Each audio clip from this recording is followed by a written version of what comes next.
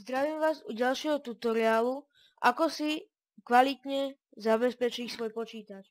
Takže dneskajší tutoriál venujem tomu, ako si vlastne zabezpečí svoj počítač, a to antivírusom Asset Smart Security.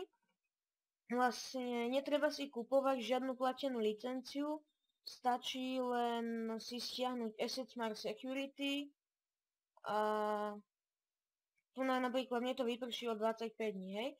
A vlastne, ak ju chcete mať zadarmo, tak musíte si nájsť Node32 kľúč, ktorý môžete nájsť na rôznych stránkach, ale ja to hľadám najradšej na facebookovej stránke, čiže si prejdeme na Facebook.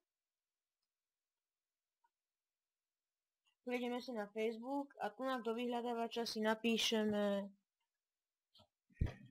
Node 32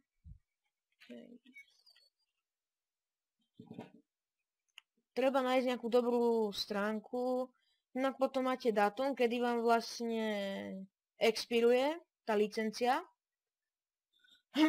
Takže ja už mám licenciu vlastne a ukážem vám, že vlastne ako sa to robí.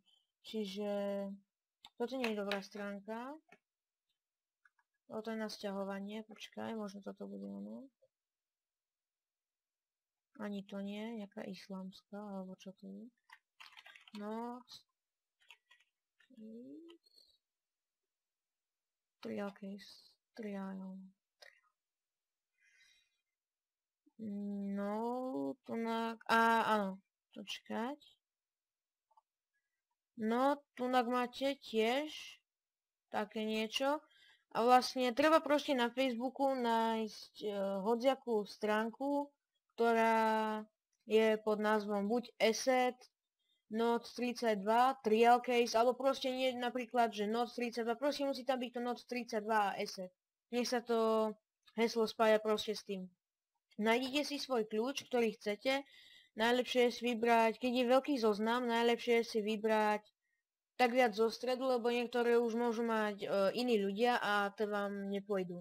Ďalšou chybou, takým nedostatkom je, že niektoré nefungujú a musíte ich hľadať trošku dlhšie. Preto radšej, keď viete, že vám už končí licencia, tak radšej 2 dní predtým začnite hľadať nejaké tieto kľúče.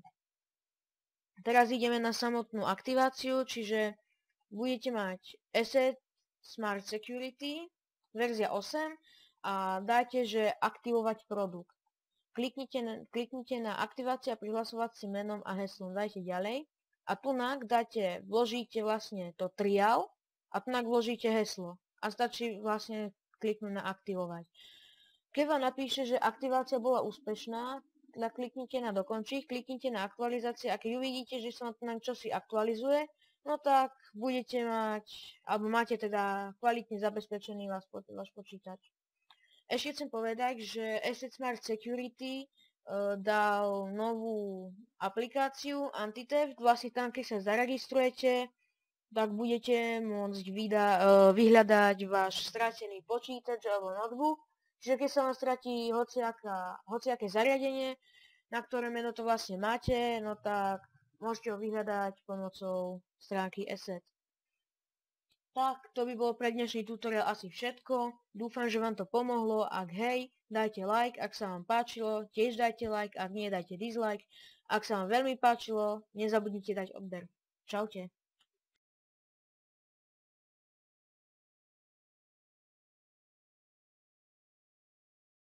Takže, mysleli ste si, že už je koniec? Nie. Chcem vám ešte ukázať nástroje, ktoré máte vlastne v tom antivíruse, čiže dáte si nástroje a ich máte napríklad štatistiky ochrany. Vlastne to je o tom, že tam sú vlastne záznamy vašich kontrol a sú tam štatistiky, či máte nejaký vírus alebo také niečo. Potom sledovanie aktivity, to je vlastne sieťová aktivita, že ako rýchlo, alebo ako máte rýchlosť svojho internetu. Potom spustené procesy, tieto spustené procesy vlastne nemusíte dávať zbytočne cez Asset Smart Security, stačí si dať správcu úloh, na to máte procesy, aplikácie, na to máte viac. Potom máme sieťové pripojenia, tak keď to dáte, tak sa vám zobrazia všetky systémové pripojenia, tak sú vlastne rýchlosti von, rýchlosti dnu a rýchlosť odoslané a prijaté.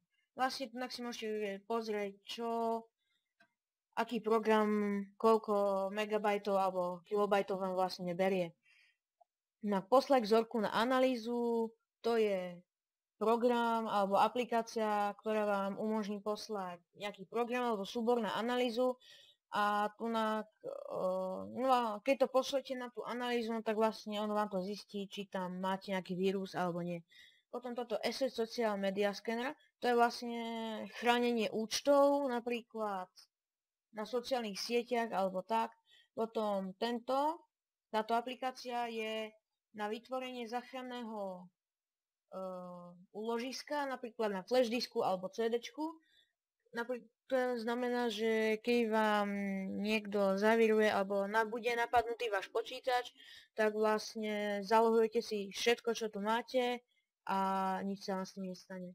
Potom ešte tento plánovač, to je vlastne, že ako často alebo interval, kedy sa vám má spustiť vlastne spustiť tá kontrola. Karanténa, to je vlastne úložisko, alebo je to oznámenie, že ktoré programy sú škodlivé a môžete ich buď presunúť, alebo obnoviť. Alebo ich proste jednoducho odstránite. Takže dúfam, že sa vám ešte aj tento dodatok páčil. Tak hádam sa nám to fakt páčilo, hádam vám to aj pomohlo. Tak like, aj dislike, aj hlavne odber. Čaute.